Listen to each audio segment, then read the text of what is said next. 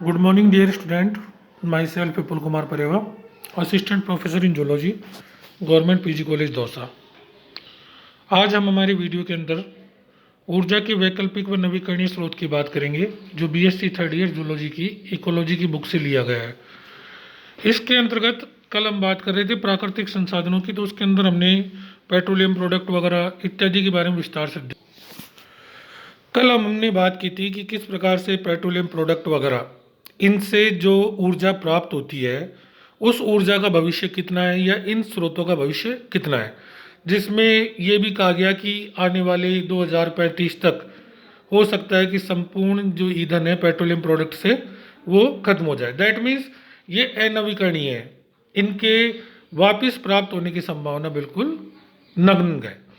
अब आज का हमारा टॉपिक है ऊर्जा के वैकल्पिक व नवीकरणीय स्रोत, जिनके अंदर हम यदि बात करें तो विश्व की कुल ऊर्जा जो खपत है वो कम से कम 15 टेरावाइट है, जिसमें तेल से 38%, कोयले से 26%, गैस से 23%, पन बिजली से 23%, न्यूक्लियर से 6%, अदर से 1% प्राप्त होती है। इनमें से पन बिजली व अन्य स्रोतों को छोड़कर, जिसमें भूतापीय, पवन, सौर ऊर्जा आदि शामिल हैं, सभी स्रोत अनवीकरणीय है, अर्थात इनका भंडार सीमित है। इसके विपरीत पवन ऊर्जा की क्षमता पृथ्वी पर वर्तमान खपत के मुकाबले 25 गुना है तथा सौर ऊर्जा की जो क्षमता है वो 6000 गुना है। मैं आप लोगों का ध्यान यहाँ आकृष्ट करना चाहूँगा कि पृथ्वी के भूगर्भ से जो हमें एनर्जी प्राप्त हो रही है, वर्तमान में हम लोग उसी पर ज़्यादा आश्रित नज़र आ रहे हैं, जबकि सौर ऊर्जा जो है, सोलर एनर्जी जो है, ये प्रकृति का एक असीमित भंडार है और ये कभी खत्म भी नहीं होने वाला, क्योंकि जब तक सूर्य रहेगा, सूर्य का प्रकाश रहेगा, और सूर्य के प्रकाश के फलस्वरूप जो सौर ऊर्जा हमको प्राप्त होती है, ये सौर ऊर्जा एक बिल्कुल नवीकरणीय स्रोत है। आराम से हम कितना भी ले सकते हैं, लेकिन कुछ तकनीकी कमियों या महंगी होने की वजह से इन प्लांट्स की तरफ हमारा ध्यान जल्दी से आकर्षित नहीं होता। दूसरी जो पवन ऊर्जा हमें प्राप्त होती है, आप इधर गुजरात साइड जाइए, जैसलमेर साइड जाइए, तो इनके पवन ऊर्जा के बड़े बड़े प्लांट आपको सड़क के दोनों तरफ दिखाई देंगे, लेकिन अब ये भी इतनी ज़्यादा मात्रा में उपयोग नहीं होते। यदि पेट्रोलियम प्रोडक्ट की तरफ नज़र कम करके यदि हम इन स्रोतों की तरफ अपना ध्यान आकर्षित करें तो ये विशाल भंडार है ऊर्जा की। इन दोनों स्रोतों के दोहन की विधि खोजी जा चुकी है, परंतु अभी इनका कुल उत्पादन नगण्य है। स्वीडन सरकार जो है, उन्होंने 2005 में ये घोषणा की थी कि 2020 तक वह तेल का पूर्णतः उपयोग बंद कर देगा। 2005 तक इस देश की 32% ऊर्जा आवश्यकता पूर्ण होती थी। इस लक्ष्य को पाने के लिए इन्होंने कुछ टारगेट या गोल फिक्स किए, जिनमें इन्होंने कहा कि सड़क परिवहन को 40 से 50% कम किया जाएगा। जो सड़क पर परिवहन होता है उसको ये आधा करने के चक्कर में है। उद्योगों में तेल का उपयोग 25 से 40% तक घटाया जाएगा। इधर क्या, सर्दियों में मकान में ठंड हो जाती है ज़्यादा, तो उसको भवनों को गर्म रखने के लिए तेल के उपयोग को धीरे धीरे समाप्त कर दिया जाएगा। कुल ऊर्जा के उपयोग की एफिशिएंसी को 20% बढ़ाया जाएगा। जैव ईंधन, सोलर सेल, पवन, खेत व समुद्री तरंगों से ऊर्जा को बढ़ावा दिया जाएगा। कार्य के लिए tele conferencing, teleworking, video conferencing, web conferencing आदि को बढ़ावा दिया जाएगा, ताकि ऑफिस या मीटिंग के लिए होने वाला आवागमन कम हो जाए। समुद्री परिवहन तथा सार्वजनिक परिवहन को बढ़ावा दिया जाएगा तथा 2 प्रकार के ईंधनों से चल सकने वाले संकर वाहन विकसित किए जाएंगे। इस प्रकार ये ऊर्जा के वैकल्पिक स्रोत है। अब हम बात करते हैं वन की। वन हमारे जीवन का एक महत्वपूर्ण अंग है। वन मनुष्य तथा वन्य जीवों के लिए महत्वपूर्ण संसाधन है। मनुष्य को वनों से अनेक प्रकार के उत्पाद प्राप्त होते हैं, जिन्हें मोटे मोटे रूप में 2 श्रेणियों में वर्गीकृत किया जा सकता है। पहला है टिम्बर, कास्ट। यदि हम फर्नीचर और इमारती लकड़ी की बात करें तो हम इसके लिए केवल और केवल वन के ऊपर ही आश्रित रहते हैं। दूसरा है non timber forest product, that means जिसमें शहद आ गया, जलाऊ लकड़ी आ गई, बीड़ी का पत्ता हो, चाहे वो चंदन हो, फल हो, रेजिन हो, गम हो, औषधियाँ हो, कत्था हो, खाद्य सामग्री, चारा, रेशे, ये सारे बाई प्रोडक्ट हमें सीधे सीधे वन से प्राप्त होते हैं।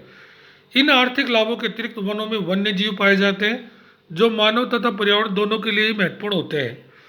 पृथ्वी की कुल सतह के 70.8% भाग समुद्रों का है तथा शेष 29.2% भाग पर धरती है। इस धरती के कुल 24.4% भाग पर वन पाए जाते हैं। ये वन अत्यंत विविध प्रकृति के होते हैं। वनों का बहुत बड़ा भाग मूल प्राकृतिक वन नहीं है। विश्व के कुल वनों के 20% वन ही मूल वन है। विविध वनों का 75% भाग 3 देशों रूस, कनाडा तथा ब्राजील में पाया जाता है। भारत की वन नीति के अनुसार देश का 33% भाग वनाच्छादित होना चाहिए। मैदानी भाग पर 25% तथा पहाड़ी भागों पर 40% वन होने आवश्यक है। परंतु भारत में कुल वन भारतीय भूभाग की मात्रा में 20.5% ही है। वनों की यह मात्रा इनसे प्राप्त उत्पादों तथा इनके पर्यावरण सुरक्षा में योगदान को ध्यान रखकर की गई है। वनों के लाभों की विस्तृत चर्चा करना यह संभव नहीं होता, लेकिन अपन इतना समझ ही सकते हैं कि यदि वन नहीं तो जीवन नहीं। ऑक्सीजन उत्पादक होते हैं, मृदा का क्षय रोकते हैं, एक बड़े स्पंज की तरह कार्य कर पानी की स्थानीय उपलब्धता को बढ़ाते हैं, वातावरण को शीतल रखते हैं तथा वर्षा लाने में सहायक होते हैं। वनों को क्षति पहुंचाने का काम प्रमुखतः मानव ने किया है। वनों की क्षति के निम्न कारण हमेशा रहते हैं। पहला है रिहायशी या कृषि के लिए वनों की कटाई, लकड़ी प्राप्त करने के लिए जंगल की अग्नि से, अम्लीय वर्षा, बीमारियों से। पिछले 100-200 वर्षों से मनुष्य की पहुंच विश्व के सभी वनों में बढ़ी है। उसकी वन्य परिस्थितियों से मुकाबला करने की क्षमता बढ़ी है, जिसके कारण विश्व के 80% वन का स्वरूप मनुष्य ने वानिकी गतिविधियों में बदल दिया है। वनों के पर्यावरण से अंतःक्रिया के अध्ययन को वन पारिस्थितिकी कहते हैं, जिसके अंतर्गत वन एवं वन से संबंधित तथ्यों का अध्ययन किया जाता है तथा इसका जो मैनेजमेंट है वो फॉरेस्ट्री या वानिकी कहलाता है। वर्तमान में वन को एक महत्वपूर्ण पुनः नवीकरणीय संसाधन के रूप में देखा जाने लगा है तथा इनकी रक्षा के लिए इनका दोहन बंद करने के बजाय समपोषित उपयोग सस्टेनेबल यूज करने पर बल दिया जाता है। यह नवीन प्रबंध समपोषित वन प्रबंध कहलाता है। किसी भी स्वपोषित, स्थायी व समपोषित प्रबंधन के लिए सामाजिक, आर्थिक व पारिस्थितिकी मूल्यों का समावेश किया जाता है। समपोषित प्रबंधन के विषय में इसका हम आगे अध्ययन और करेंगे। वनों के विषय में यदि कुछ तथ्य हम इंपॉर्टेंट फैक्ट्स की बात करें, वन ऐसे स्थल है जहां की वृक्षा के कारण धरती का 10% या इससे अधिक भाग ढका रहता है। विश्व के स्थलीय भागों को कुल 24.4% भागों में वन पाए जाते हैं। इन वनों का कुल 20% ही इंटैक्ट फॉरेस्ट है। शेष वन मानव द्वारा लगाए गए हैं या उसके दखल के कारण अपने मूल स्वरूप को खो चुके हैं। कहने का मतलब है इन मनुष्य लगा भी रहा है और मनुष्य उसको काट भी रहा है। विश्व के 3/4 वन निम्न 10 देशों में है, जिसमें रूस, ब्राजील, कनाडा, संयुक्त राज्य अमेरिका, चीन, ऑस्ट्रेलिया, कांगो, इंडोनेशिया, अंगोला व पेरू है। हर 10 साल में 9.40 करोड़ हेक्टेयर वन खत्म हो जाते हैं, जो कुल वनों का 2% है तथा जो वेनेजुएला देश से भी बड़ा भाग है। 90 के दशक में वन विनाश की दर अफ्रीका में अधिकतम रही तथा वहां 53 लाख हेक्टेयर वन नष्ट हो गए। वन भूमंडलीय मौसम परिवर्तन में महत्वपूर्ण भूमिका निभाते हैं तथा वायुमंडल व थलमंडल के कार्बन विनिमय का 80% भाग भी इन्हीं के कारण होता है। वन के विनाश से वायुमंडलीय कार्बन बढ़ती है तथा ग्लोबल वार्मिंग का खतरा बना रहता है। कार्बन की बड़ी मात्रा 1/4 मात्रा के लिए 80 के दशक से वन विनाश उत्तरदायी है। मैं आपको सीधे सीधे शब्दों में बताना चाहता हूँ, वन जहाँ पर प्रचुर मात्रा में होते हैं वहाँ वर्षा अधिकतम रहती है। वनों के कारण ही मौसम चक्र बनते हैं, उनके फलस्वरूप ही उस क्षेत्र में अच्छी बारिश होती है। दूसरा, मनुष्य द्वारा छोड़ी गई कार्बन तथा कल कारखानों, औद्योगिक इकाइयों, परिवहन इत्यादि के द्वारा जो कार्बन डाइऑक्साइड छोड़ी जाती है, ये वन के फलस्वरूप ही कार्बन डाइऑक्साइड पुनः वातावरण में ऑक्सीजन के रूप में हमें प्रदान की जाती है। आप थोड़ी सी कल्पना कीजिए, यदि वृक्ष नहीं होंगे तो हमें हमारी प्राणवायु गैस भी प्राप्त नहीं होगी। यदि पृथ्वी पर कार्बन डाइऑक्साइड की मात्रा बढ़ती है तो ये सीधे सीधे ग्लोबल वार्मिंग को अंजाम देती है, जिससे भूमंडलीय तापन समस्या उत्पन्न होती है। विश्व के कुल वनों का भाग 12% ही संरक्षित क्षेत्र में आता है।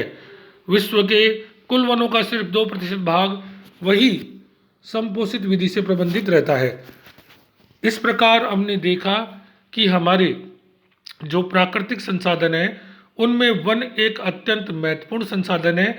ये हमारी जिम्मेदारी है कि प्रकृति ने जो हमें ये धरोहर प्रदान की है, इस धरोहर को हम बचा कर रखें, सहेज कर रखें, ताकि आने वाले समय में वन की जो मात्रा है वो विनाश के खतरे से उठकर एक अत्यंत प्रचुर मात्रा में आए और हमारा जो पर्यावरण का संतुलन है वो वैसे के वैसे बना रहे। मेरे आज के वीडियो में हमने बात की, हम आगे बात करेंगे किसी नए वीडियो में। जब तक के लिए थैंक यू वेरी मच।